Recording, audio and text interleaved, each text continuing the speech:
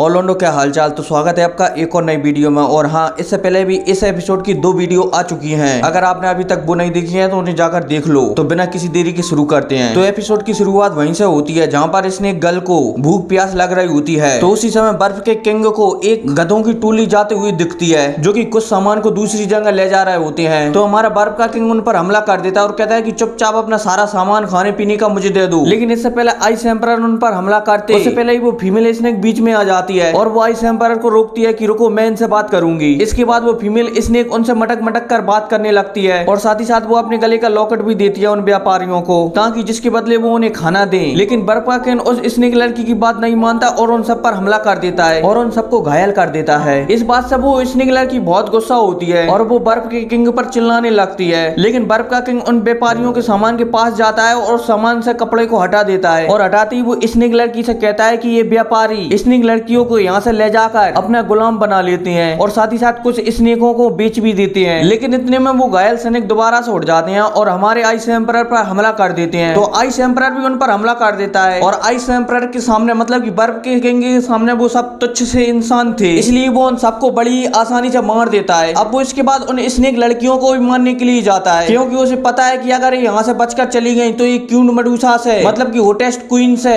इंसानों की शिकायत कर देंगी, जिसके कारण काइलिन गुस्से में आ जाएगी और दोबारा से इंसानों और स्नेकों के बीच जंग छिड़ जाएगी। इसलिए वो इन सबको मारकर यहीं का मामला यहीं पर समाप्त करना चाहता है। लेकिन तभी वो स्नेक लड़की बर्फ के किंग को ये सब करने से मना करती है, लेकिन हमारा बर्फ का किंग उसकी बात नहीं मानता। तो वो स्नेक लड़की चलती है और उसे उठाकर नीचे पटक देती है बर्फ के किंग को, जिसके कारण हमारा बर्फ का किंग एक ही बार में उसके अटैक से बेहोश हो जाता है। और जब उसे होश आता है तो इस स्नेक लड़की ने सारी स्नेक लड़कियों को रिहा कर दिया था और वो सारी लड़कियां वहां से जा भी चुकी थी। अब बेचारा हमारा बर्फ का किंग क्या करता, वो गुस्सा होकर रह जाता है। अब वो दोनों धीरे धीरे कर करके टाइगर डेजर्ट से बाहर निकलने लगते हैं। रात में वो एक गुफा में ही रुकते हैं जहाँ पर हमारे आइस एम्परर की हालत बहुत ही गंभीर हो चुकी थी, क्योंकि जिस कपूली जैसी शकल ने हमारे बर्फ के किंग पर उस स्नेक से हमला किया था ना, उसके कारण उस स्नेक का जहर आइस एम्परर के शरीर में फैलता जा रहा था, जिस वजह से हमारे आइस एम्परर की हालत खराब होती जा रही थी। और वहीं वो स्नेक लड़की भी आइस एम्परर के जहर को बाहर निकालने की कोशिश कर रही थी और फाइनली वो बहुत कोशिश करने के बाद थोड़ा बहुत जहर आइस एम्परर के शरीर से बाहर निकाल देती है। अब सीन शिफ्ट होता है और सुबह होती है जहाँ पर हमारा बर्फ का किंग कुछ स्नेक वॉरियरों से लड़ रहा होता है। लेकिन वहाँ पर बहुत सारे स्नेक वॉरियर आते जा रहे थे, लेकिन हमारा बर्फ का किंग उन सबको घायल कर कर पीछे फेंकता जा रहा था। लेकिन वहाँ पर बहुत सारे स्नेक वॉरियर आ जाते हैं और वो एक साथ हमारे बर्फ के किंग पर हमला कर देते हैं, जिसके कारण बर्फ का किंग घायल हो जाता है और उसे बहुत सारे तीर भी लग जाते हैं। लेकिन जब वो ऊपर देखता है उस गुफा में तो उसे वही कपूली जैसा आदमी दिखाई देता है जो कि वो स्नेक लड़की को मारने के लिए आया हुआ है। और यहाँ पर हमें पता चलता है कि कपूली जैसे दिखने वाली स्नेक इस लड़की को मारना नहीं चाहती, वो तो किसी कारण से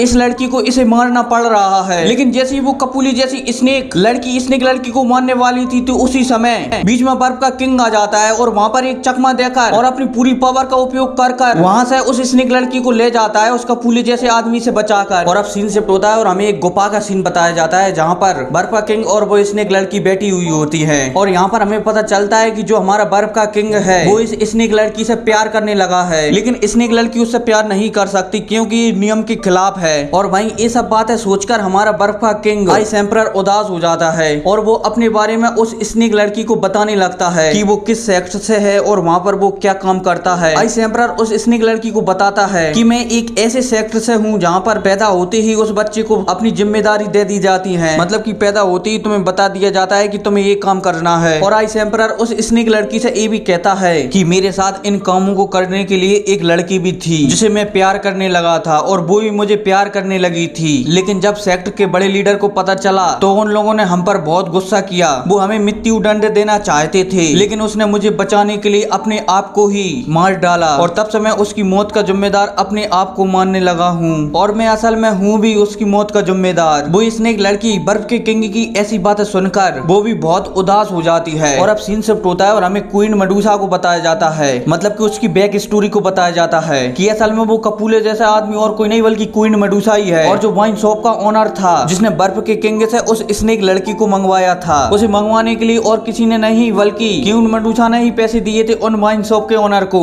ताकि वो उस स्नेक लड़की को ढूंढ सके। लेकिन जब वो वाइन शॉप का ओनर अपनी अय्याशों के लिए स्नेक लड़कियों को मंगवाने लगा तो क्वीन मेडुसा उसे मार देती है। और अब सीन शिफ्ट होता है और हमारे बर्फ के किंग को बताया बताया जाता है, जो कि उस लड़की से कह रहा होता है कि तुम इस अंगूठी को ले जाओ और सिटी में जानकर उस व्यक्ति को बताना, वो समझ जाएगा और वो तुम्हारी मदद करेगा। और फिर वो स्नेक लड़की भी अपना लॉकेट उतार कर बर्फ के किंग को दे देती है और कहती है कि अपना ख्याल रखना, और यह कहती है वो वहां से जाने लगती है। लेकिन बर्फ का किंग उससे झूठ बोल देता है कि मैं दूसरे रास्ते से इस टाइगर डेजर्ट से बाहर निकल जाऊंगा। लेकिन वो बाहर निकलने की वजह क्यूट मेडूसा से लड़ने के लिए आ जाता है, और फिर क्या उन दोनों में लड़ाई होने लगती है, बहुत तगड़ी लगे तेरी। लेकिन उस आवाज का शोर सुनकर वो स्नेक लड़की समझ जाती है कि आइस एम्परर ने मुझसे झूठ बोला है, इसलिए वो उस लड़ाई को देखने लगती है। लेकिन उस लड़ाई को देखते देखते उसे याद आ जाता है कि वो कौन है, और फिर क्या इसी के साथ ये एपिसोड भी खत्म हो जाता है। और हाँ, अब देखना अब अगले वीडियो में कि भाई ये लड़की कौन है और इसका रिश्ता काइलिन से क्या है। तो फिर क्या मिलते हैं अगली वीडियो में, तब तक के लिए टेक केयर एंड